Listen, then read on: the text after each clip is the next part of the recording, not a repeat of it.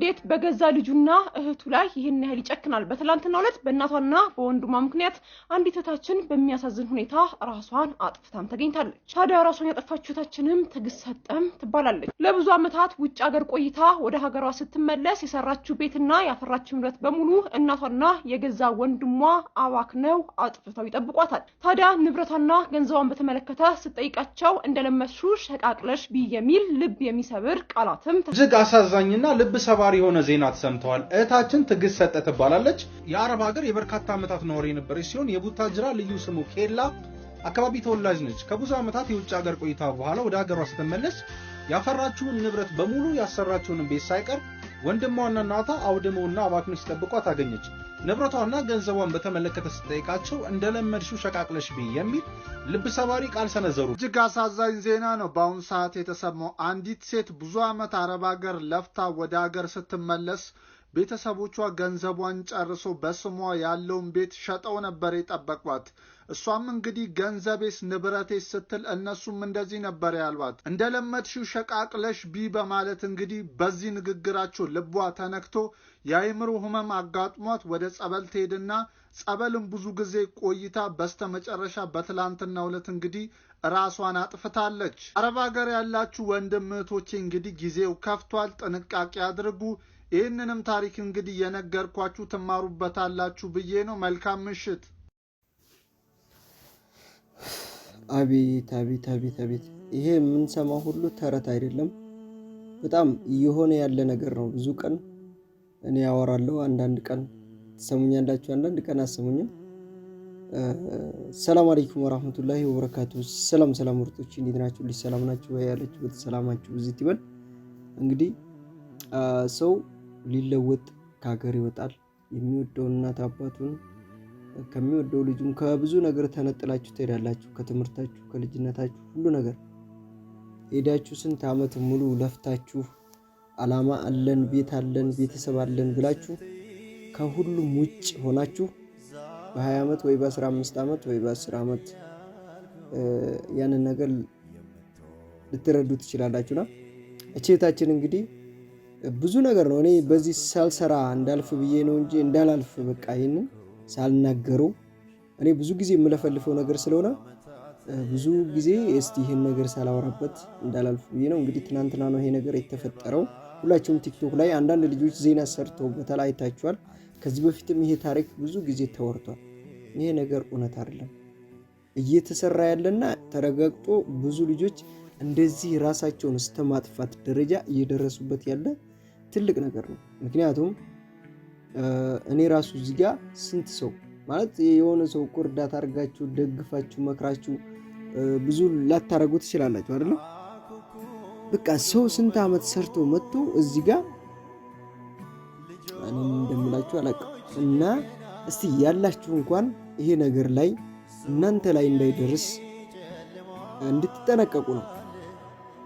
ጥንቃቄ ግድ ነው። ሁሉንም አላህ ነው የሚያደርገው፣ ግን ሰበቡ ማድረስ ግድ ነው። አያችኋ? የገዛ እናትና ወንድሟ ይሄን ያህል ደረጃ ይሄን ያህል ክፋት ነገሩን ላይ ባወራው ላይገባችሁ ይችላል። ታሪኩንም ላውራችሁ በደንብ እንዲገባችሁ።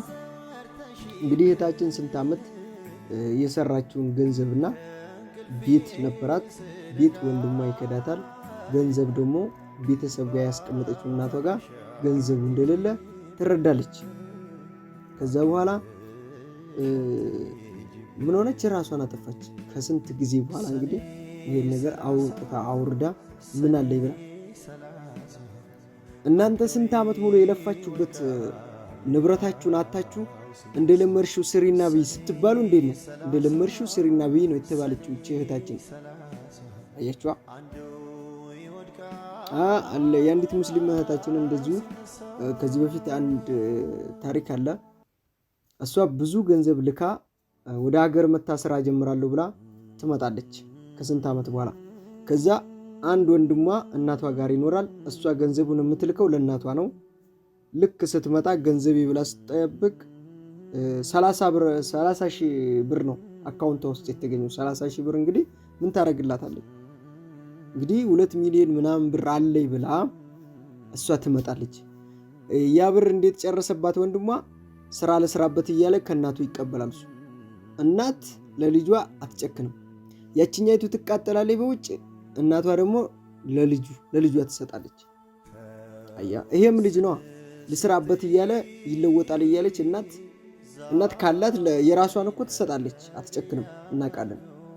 ግን የዛንኛይቱን በዚህ አካውንት ስላለ እናት ይሄን አውጭልኝ ይላታል።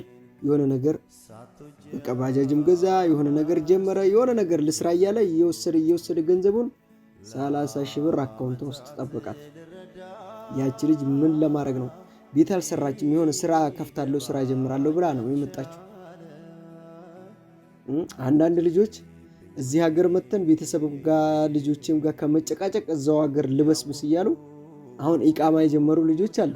ብዙ ያወራችሁ እንደውስጥ አላችሁ። 2 ቤት እያላቸው ጥሩ ኑሮ እያላቸው እዚህ ሀገር አንመጣም በቃ ብለው የቆረጡ ሁሉ አሉ። ለምን እንዲህ?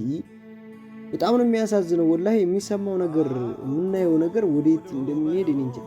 ሰው በወንድሙ በእናቱ ከተከዳ ማንን ታምናላችሁ? እኔ እኮ ያ ነገር ነው ጥያቄ የሚሆንብኝ። ጓደኛ ይመጣል ይሄዳል። በስራ ቦታ የተለማመዳችሁት፣ በስደት የተለማመዳችሁት እሺ ይቅር ይሁን፣ ይክዳችሁ ይምጣም ይሄድ፣ ምንም ነገር አያጎልባችሁም፣ አይጨምርላችሁ። እሺ ቤተሰብ ሲከዳስ ማን አለኝ ብላችሁ ትኖራላችሁ? እቺ ልጅ ራሷን ብታጠፋ ትክክል አይደለችም እንዳትሉ፣ ትክክል ናት። ማንን አምናስ ሌላ ህይወት ትቀጥላለች? የእናትሽ ልጅና እናትሽ ከበደለችሽ ማንን ታምናለሽ? ማንንም አመናችን፣ ማንንም። የምሬን ነው የምላችሁ። ምክንያቱም የራሳችሁ ሰው ከጎዳችሁ ሌላውን እንዴት አድርጋችሁ ታምናላችሁ? በቃ ሁሉም አንድ አይነት እንደሆነ ነው የምትረዱት። ከቤተሰብ በላይ የበደላችሁ ሰው የለም። ሌላው ደግሞ እንዴት ሊያረጋችሁ ነው? አጥንታችሁ ሊበላ ነው አይደል? አያችሁ፣ እንደዚህ አይነት አማራጭ የሌለው ነገር ክደት ሲመጣ ራሳችሁን እስከማጥፋት ደረጃ ትደርሳላችሁ።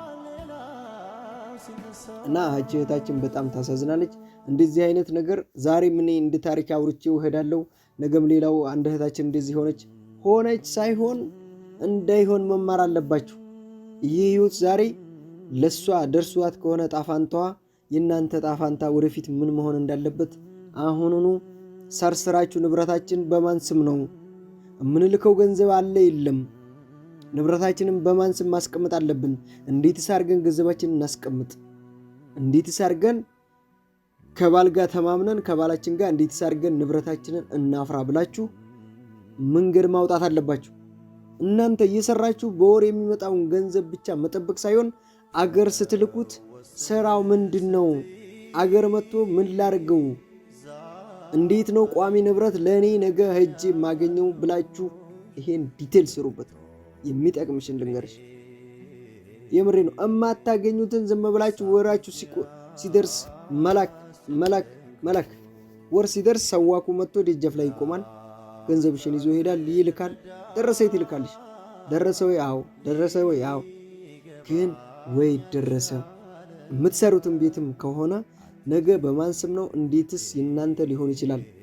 ይሄ ነገር ክደት አለው የለውም ብላችሁ በደንብ አድርጋችሁ ወቁ። አንዲት እህታችን ነበረች፣ በቅርቡ ላውራችሁ። ታገባለች። ማነው ቤት አሰርታ ወንድሟ ያሰራላታል። በወንድሟ ስም ነው። ከዛ ወንድሟ ነግሬያቸዋለሁ ይሄን ነገር ከዚህ በፊት። ወንድሟ ያገባል። ሲያገባ ቤቱን የራሱ አረገው። አያ ቤቴ ብላ ስትጠይቅ ቤቷን ተከዳች። ያቺ ግን በምን ተወሰደ? ያመጣት ሴትዮ መክራው ነው ተባለ።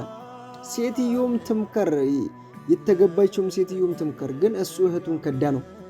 እንዲህ ያቺ መከረችው አልመከረችው፣ ለእህቱ ብሎ የሰራውን ቤት ከዳት፣ የራሱ አደረገ ማለት ነው። እንደዚህ አይነት ነገሮች ብዙ እየተፈጠሩ ስለሆነ መደረግ ያለበት ጥናታችሁን። እናንተ ተጥላችኋል፣ ማንም የላችሁ። ቤታችሁ በምትልኩት ገንዘብ ልክ አይሰራ፣ ማይረባ ቤት ይሰራላችኋል። መንገዱን በእርምጃ ተራምዳችሁ መግባት የማትችሉበት ጎራ ላይ ተሰርቶ ይጠብቃችኋል። ከከተማ ወጥቶ ገደል ውስጥ ተሰርቶ ይጠብቃችኋል። እንደዚህ አይነት ነገር አስተካክሉ። ምንም ሰው የላችሁም። የምሬ ነው። ቤተሰብ የሚፈልጉ በቃ ብሩን መብላን ነው። የሆነ እቃ አሁን ኦንላይን ተጀምሯል። አንቺ እነሱ እንዳይበሉብሽ ብለሽ እቃ ሰብስበሽ ከኛ ጋር ገዝተሽ ትልካለሽ። ኮተቷ ላከች ይችላል። ካርጎሽን በስንት ጉድ ካርጎ ልከሽ ካርጎ ቤት ማለት ነው። ይሄን ኮተቷን አመጣ ይችላሉ። በርሜሉን በርግጫ እያሉ ማለት ነው። ተጥላችኋል። መንቃት አለባችሁ። መሬት ፈንቅላችሁ መንቃት አለባችሁ። እስከዛሬ ሚዲያ የለም ነበረ። በቃ የዋህነት እስከዛሬ ተጫወተባችሁ። ከአሁን በኋላ መንቃት አለባችሁ። እንዴ ስንት ዓመት ልኖር ነው? 1000 ዓመት እንኳን ኖሩ።